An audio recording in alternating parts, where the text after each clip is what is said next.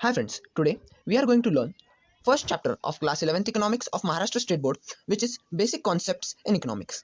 So in today's world, which is totally marked by scientific inventions and discoveries, it makes us probe towards asking the question, what is science? So what is science? Science क्या है? Science is the systematic body of knowledge, which has two types, natural sciences and social sciences. So what is natural science? Natural science क्या है? Natural science is anything or any law stated in the science which can be proved under the controlled conditions in laboratory or which is universally acceptable will not change wherever you go in the world. For example, mathematics, physics, chemistry are the part of natural sciences. So, like in mathematics, you might have studied Pythagoras theorem. So it's same in India, same in America, same in Japan, same in Australia. Wherever you go in the world, it will not change. It's exact. That's why it is also known as the empirical approach towards the study. Hence, empirical approach towards the study, which is universally acceptable and can be proved under controlled conditions, controlled examinations in laboratory, is known as natural science. That's all. And what is social science? It is abstract or behavioral science. Now, behavioral science, whose behavior can we identify, can we observe, of course, of human, of living thing. So, social science deals with behavioral science. All the aspects of human behavior, the study of all the aspects of human behavior is social science. It can be related to psychology, it can be related to the mental health, mental aspect, or the mental behavior of the human being. And what is sociology? It's related to social aspect of man. Psychology is related to mental aspect, and sociology related to social aspect. And human behavior, like it cannot be exact, it cannot be empirical, it cannot be tested under controlled condition, it cannot be like same like in India. Someone is today, like today, if someone is wearing like normal cotton clothes, and someone in Greenland cannot wear cotton clothes, of course, because it's too cold over there, temperature is in minus. So it's social science behavior. Everyone has its own behavior which changes place to place, person to person, need to need, culture to culture, and many more differences. Hence the laws which are given in social science cannot be like exact, cannot be empirical, cannot be universally acceptable, because it's not possible that two humans standing beside each other may have same tendencies. So it's only like social sciences are only statements related to the general human tendencies. Now, what is the meaning of economics? Economics is a part of social science and has come from the word oikonomia, Greek word oikonomia, which means management of household. And also Paul Samuelson, who is a very famous economist, says or refers economics as queen of social science. And as we studied economics, as we studied social science, it totally deals with the behavior of human being. And what is the behavior of human being basically? As per the Paul Samuelson, it is human being want to satisfy unlimited wants, but the means to satisfy that wants are very limited. So now let us understand the different definitions of the economics given by many different economists. Now we'll understand about what do you mean by economics.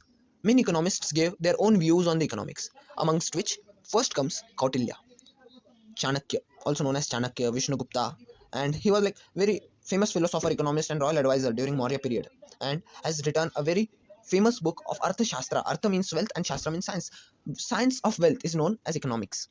Now, Arthashastra implies science of acquiring and managing wealth. Essentially, Arthashastra is treatise on political economy in its broadest sense. Now, Kautilya or Chanakya, who was a part of royal, like he was a royal advisor. So basically, kings were having much and much treasury, more and more treasury. So he was a good advisor where to put that treasury. And why the word political is used over here, because we know since the times of all, like it may be Mughal Empire, it may be the Indian kingdoms, now also politics has taken a very big role in any country's development. So political economy was the biggest broadest sense given by Kautilya. And what were the few key points by him? Like state government or central government plays a very crucial role in any country's economic development. Also, he focused on the wealth creation to ensure welfare of state. Wealth creation for welfare of state, need for efficient administrative machinery, and good governance.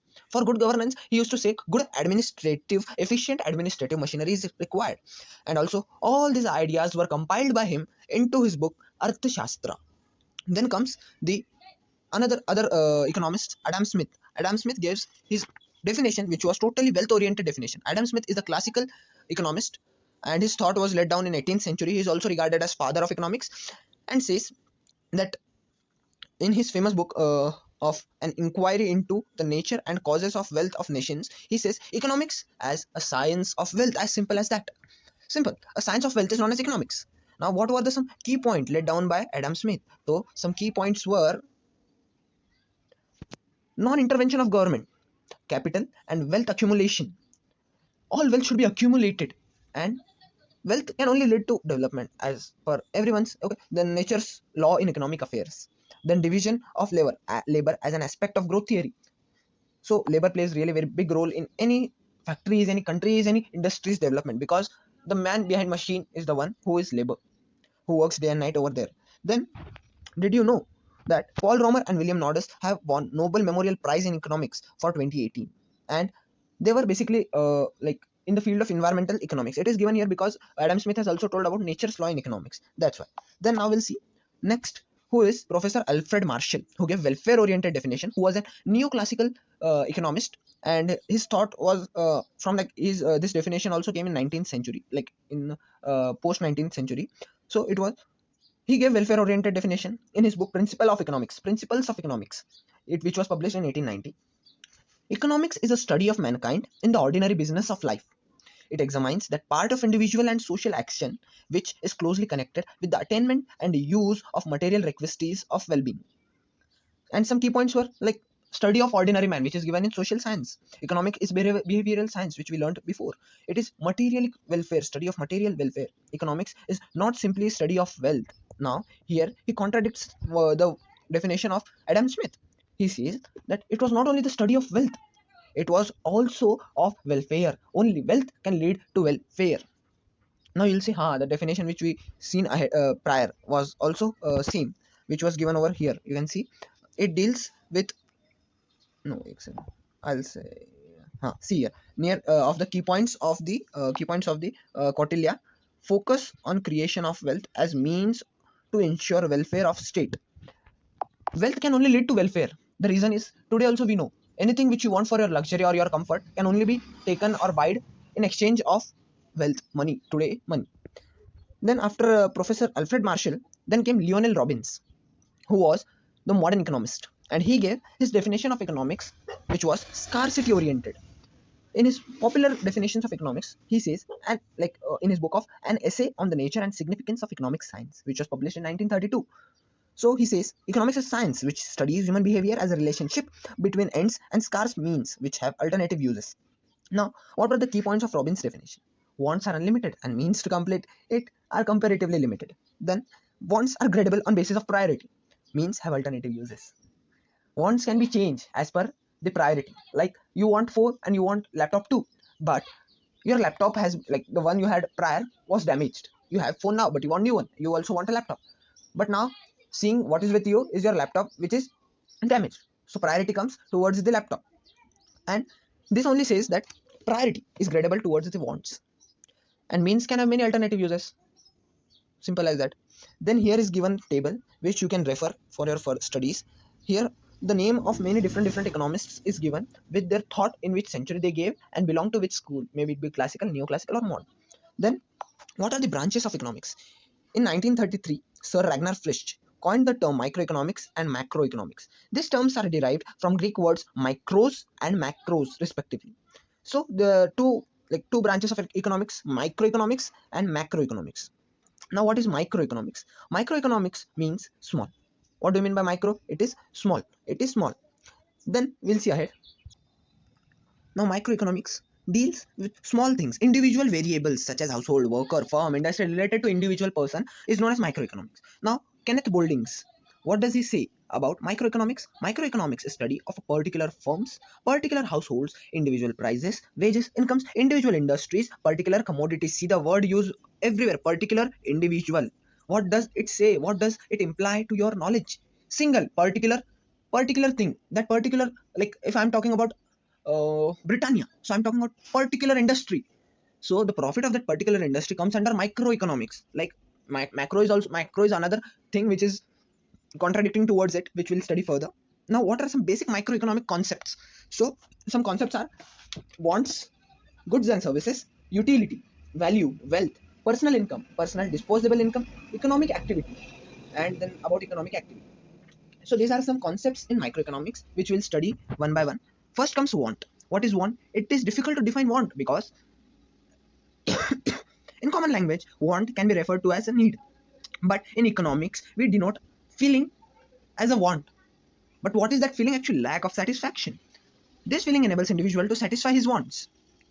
Now, human wants have grown in number for two basic reasons. First, rise in population, and second, desire for better living due to inventions and innovations. Now, for example, first, people used to travel using bus, train. Like if someone has to travel from Bangalore to Delhi, so what were the means? Bus, then train, then bus at that time. But after the innovation of aeroplane, what is the preference? Quick, in less time, cover more distance. Time is money. To conserve time, there were innovations, inventions, and this only gave rise to rise in wants. More wants increased, and rise in population, of course. Before, population was less, so wants were low, and also the supplies were more. But now supplies has to be increased more and more using inventions. Now want can be characterized in many different things, which is first comes wants are unlimited. Now what we discuss now, wants are multiplying in number and means are always limited, and to satisfy them we have to compromise somewhere, and wants not only arise again and again, but they are also unending. Now next comes wants are recurring in nature. Now why recurring in nature? Like some can be occasional and some can come again and again. Now what are occasional wants? You want to go to Kullu Manali, you want to go to Singapore, you want to go to Paris. This can be occasional, but having a lunch, having a dinner in an hotel or a motel can come again and again. On every week, you can request your parents to take me to a hotel, to take me to a dhaba, to take me to a motel, to have lunch. Then the wants can also differ with age. What is the want of your grandparents? That their children's, their grandchildren's must have a secure future. And what are the wants which you have? You have, my parents should gift me a smartphone. My parents should gift me a bike, KTM, or any other. No branding is done over here. Just taking random names. Then it can also differ with gender. Now, what like men can wish for a bike or a car, what a woman can wish for the bright future of his child. Of course, men can also, but it may differ. Then again, what a woman can feel, I'll go to beauty parlor and have some makeup done. What a man can think, I can go to a good financial advisor and invest my money in different financial securities, different financial options, uh, different things in which I'll get a good return. Then also wants can differ due to preferences. Now, how can it differ with preferences? Like someone prefers to be healthy first and earn next.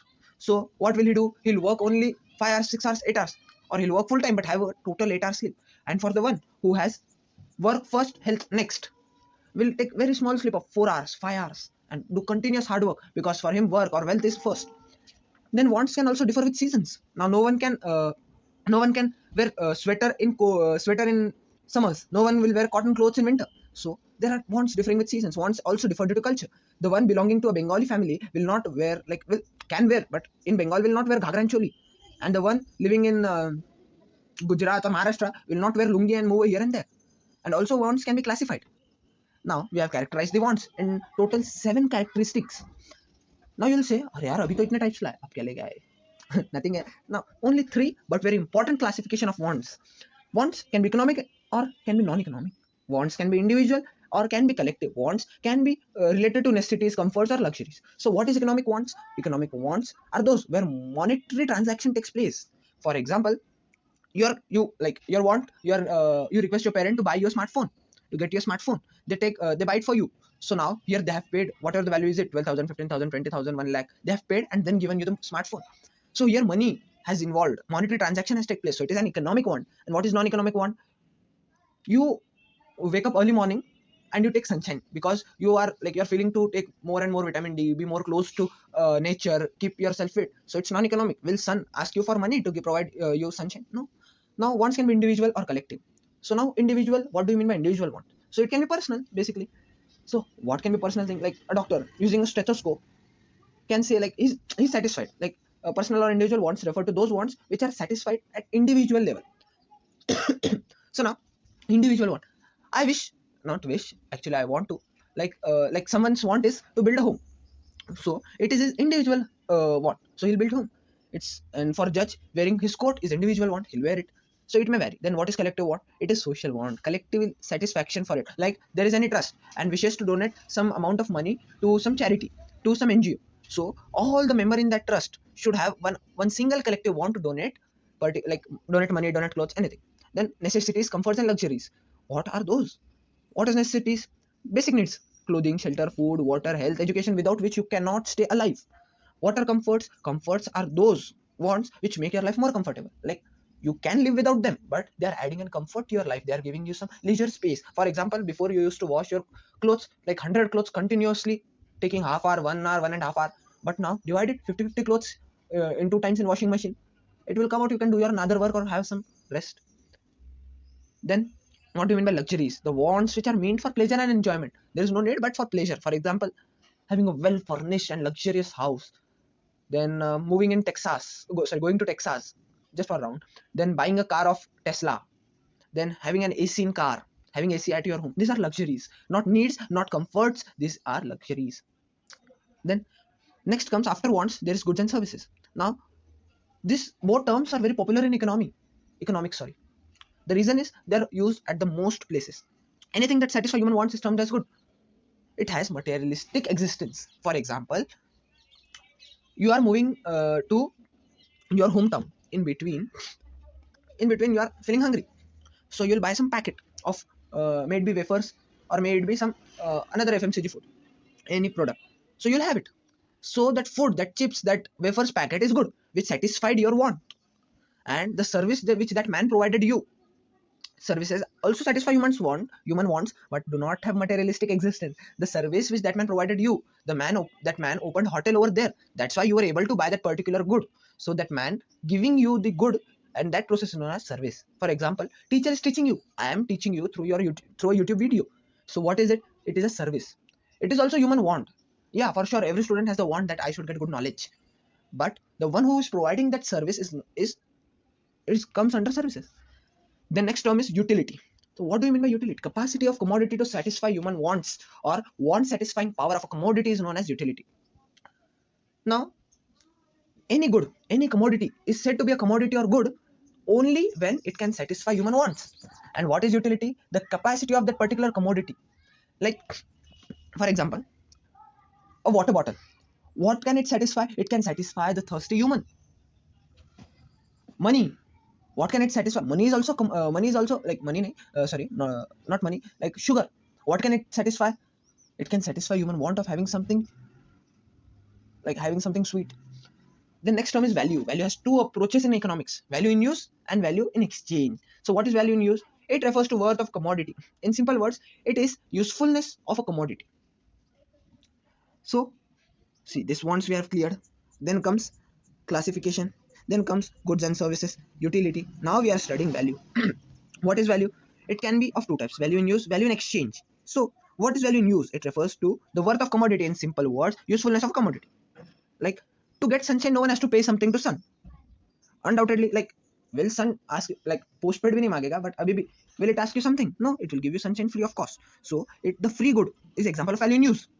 Now what is value in exchange? It refers to the worth of commodity or service expressed in terms of another commodity or money. For example, you are going to buy a car. If the worth of that car is 24 lakhs, the 24 lakhs is the value in exchange. So whichever commodity has some worth, has some value in exchange, is termed inside the value in exchange, and what commodity or service which is provided to you free of cost is value in use. One more concept is there which is very famous: water diamond paradox of values. Now you'll say, what? Water? You are comparing water? You are comparing diamond with water. You will not say you are comparing water with diamond. But what does this say? Water is high in use, more in demand, but value very low. Diamond, high in exchange, but value low in exchange and value very high, much costly but low in exchange. जैसे पानी is necessity for us, so each and every individual alive on the earth needs water, but will he need diamond? No. Basically here it is said that a commodity which is cheaper may have more use, more necessity, but one commodity which is having high value, it is not compulsory that it is necessary for a human being. Okay? Then comes next term, which is wealth. Wealth refers to anything which has market value and can be exchanged for money. To be regarded as wealth, a commodity much possess following characteristic. Basically four characteristics are listed in this book, which is utility, which we learned: scarcity, transferability, externality. So what is utility? Any commodity's capacity to satisfy human wants, any commodity's power of satisfying want is known as utility. For example, refrigerator and furniture, which is given in the book. Also car, you can add. Then what is scarcity? Commodity must be scarce in supply in relation to its demand if it is to be included in the term wealth. Supply should be less in relation to demand so that it will be regarded as wealth. Now demand is much. Everyone feels I should be a arabpati, I should be a crorepati, I should be billionaire, I should be a billionaire.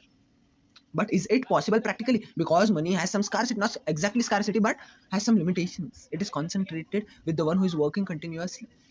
Then transferability. A commodity should be transferable from one person to another as well as place to place. If the good is material or tangible, then only it is possible to transfer in from one place to another.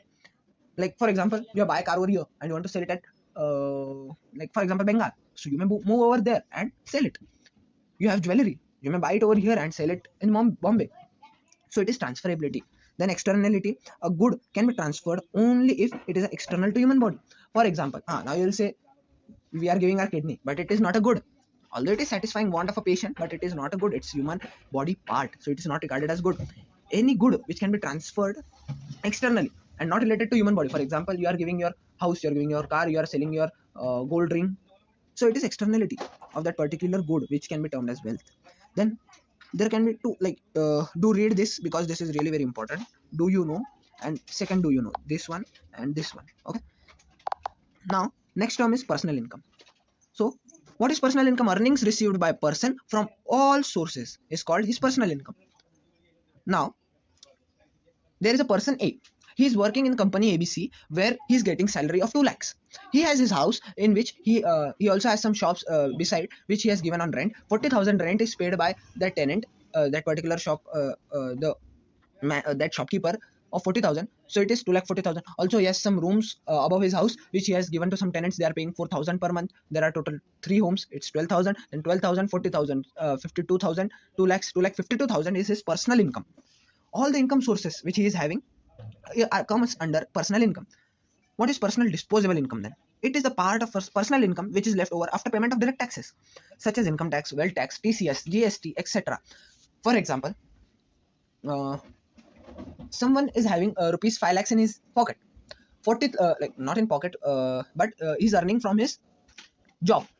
1,30,000 is coming from all types of rent. 40,000 is coming from mutual funds every month. So what is the total? 1,20,000. It's 1,60,000 and 4 lakhs. 5 lakhs his salary. So it's 6 lakhs, near about 6 to 7 lakhs. Okay. So after paying tax to government, income tax, the amount which, for example, he has paid rupees 1 lakh for tax or 40,000 for tax. So what is the remaining out? Something like if we count like his personal income is 7 lakh, 40,000 he's paying tax. So his personal disposable income is 6 lakh 60,000, but personal income is 7 lakhs. Okay. Then also you should know some types of income which can be counted under the like personal income ही होता है ये सब में. So it is like money income, fluctuating income, real income, fixed income, contractual income, residual income, earned income, unearned income. What is unearned income? No, lottery लग गई, 1 करोड़ की lottery, एकदम खुश.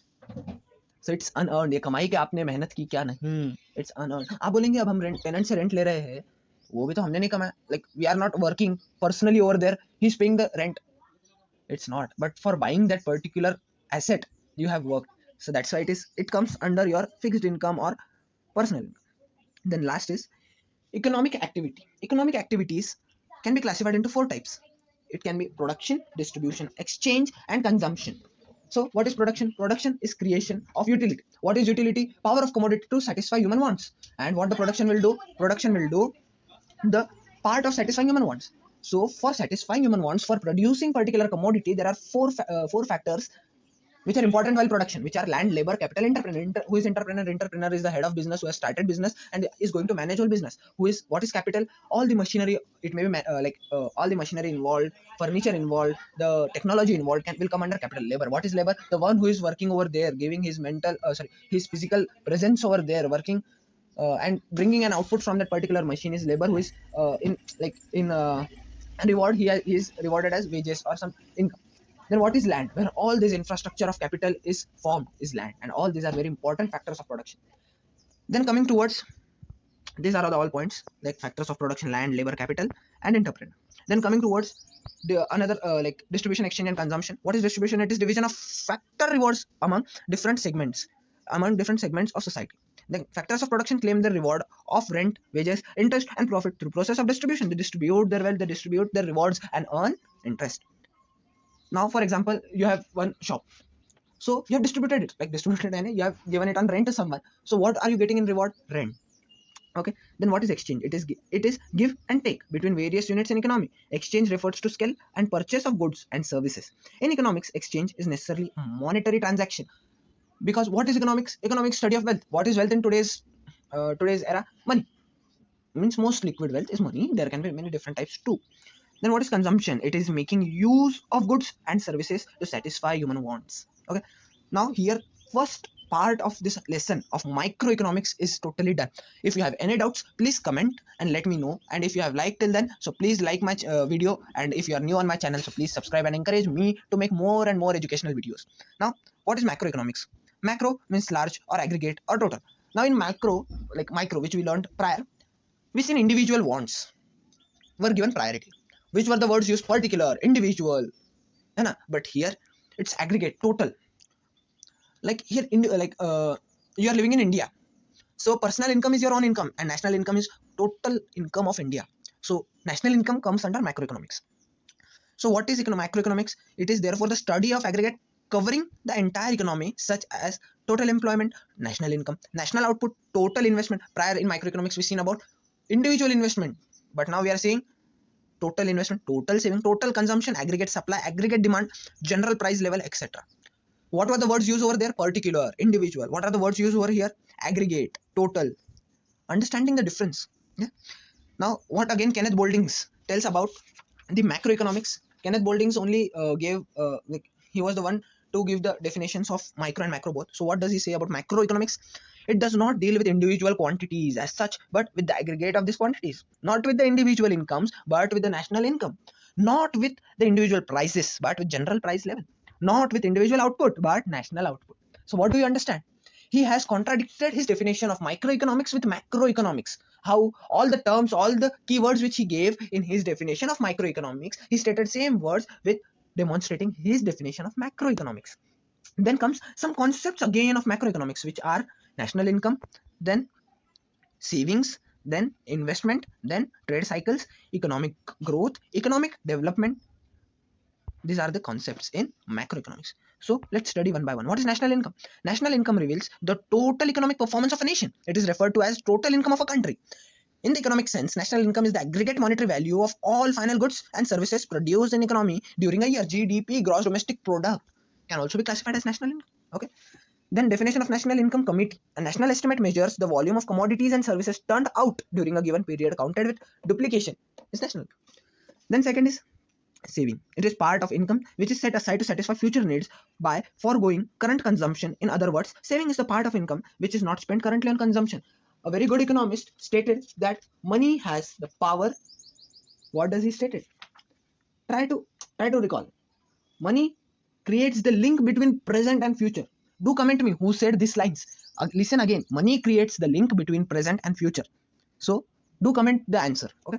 Then you understood savings. For example, someone is earning 50,000 per month. 10,000 is his general regular consumption of regular consumption नहीं total उसका खर्चा घर खर्चा जो है 10,000 है. बच्चों की स्कूल की फीस वगैरह मिला के 20,000 और ऐड कर लिया 30,000. He is having some SIPs which is worth rupees 10,000. What amount is left? 10,000. So he'll save it. Okay. Now investment, it refers to creation of capital assets through mobilization of savings. Example, machinery, equipment. Now recall, I told you, man having 10,000 घर खर्चा 10,000 से 20,000 मतलब 10,000 उसका घर खर्चा है. 20,000 is his like बच्चों की स्कूल फीस में and remaining 10,000 in SIP mutual funds. It is his investment. Okay. Now we'll see trade cycles. These are the fluctuations in business, like ups and downs in the overall economic activities are known as trade cycles. It may be inflation, it may be depression. What do you mean by inflation? It is continuous rise in general price level. What is general price level? It is given by government, some authorized body of government. When there is continuous rise in it, it is said to be inflating. Inflation is taking place, rise in inflation. And when there is continuous fall in an overall price and lowering down of economic activity in general sense, it is known as depression. For example, पहले Maggi 10 रुपए की आती थी, आज 12 रुपए की आती है, तो it has inflated with ₹2 है क्या नहीं. And what do you mean by depression? Depression is पहले कमोडिटी जो थी, फॉर एग्जांपल मोबाइल्स, अगर टच स्क्रीन फोन चाहिए तो 20,000 के नीचे आते नहीं थे, पर आज 7,000 में भी मिल रहा है. तो प्राइस डिप्रेस नहीं हुई है इसमें, but by some degrading technology पर प्राइस में हमें कुछ कम मिला है, इसलिए it is known as depression. Now will study economic growth. The term economic growth has quantitative dimensions. In simple word, economic growth means an increase in real national income. What is national income? Aggregate of the all income, like GDP ऐसा पकड़ लो, ठीक है? When GDP rises, we can say the country is having economic growth. Okay, over a long period of time as well as constant. Okay. Now, what is economic development? This is a wider concept which has qualitative dimension. What is economic growth? It is quantitative. And what is it? Quality. Quantity and quality में फर्क होता है. Like, for example, 5 रुपए में आप इमली की जो चॉकलेट आती है वो 10 ले सकते हो, पर वही 4 रुपए में आप डबल चोको इक्लेयर सिर्फ 2 ही ले सकते हो. 6 रुपए में 3 आएगी. कितना बड़ा डिफरेंस है? 4 गुना, 2 गुना डिफरेंस आ रहा है कि नहीं? तो क्वालिटी भी मैटर करती है. Then economic development implies economic growth plus progressive changes in certain important variables which determine well-being of people. Education, health. Now, economic growth was related towards wealth. Economic development is related to wealth as well as some human aspects like education, health. Because if these two aspects are strong, these factors only lead to better development. Because अगर बच्चा education अच्छा प्राप्त कर सक रहा है, अगर उसे अच्छा एजुकेशन मिल रहा है, mentally physically strong है, healthy है, so he can achieve much heights of development. And when an individual will achieve good development, will get good in good sense, he'll be like knowledgeable and will be able to earn his livelihood and also a good income. For sure it will affect national income, and by which economic development will take place. Now always remember, like quantity and quality, ये बात तो हो गई, but एक और चीज इसमें readymade दी गई है, वो है ये पूरा टेबल 1.1. इसे हमेशा याद रखना.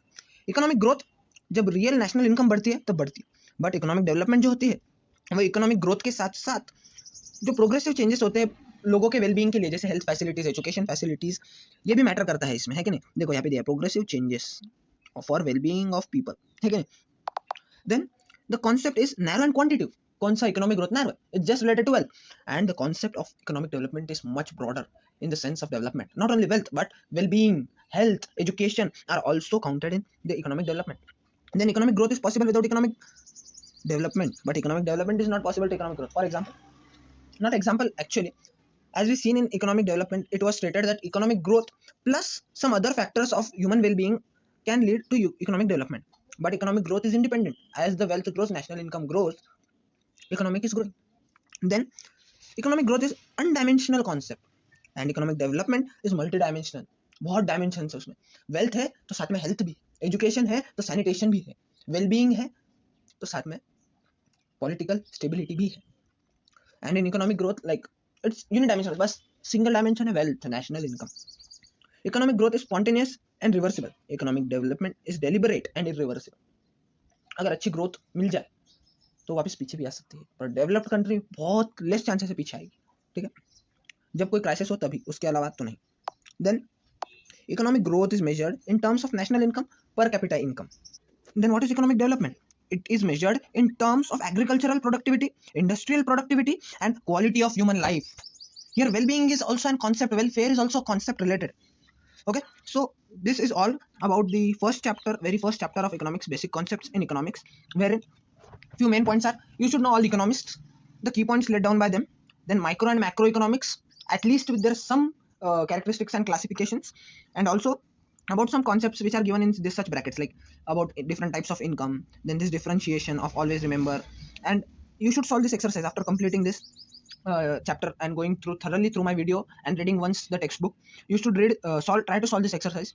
If you have any doubt, any query, and you want me to give you solutions to, do comment me. And if you have liked my video, so for sure like my channel, and if you are new, so please subscribe my channel. In upcoming video, we'll study the second chapter of economics, which is chapter 2, money. Till then, bye and enjoy studies. Bye. Thank you.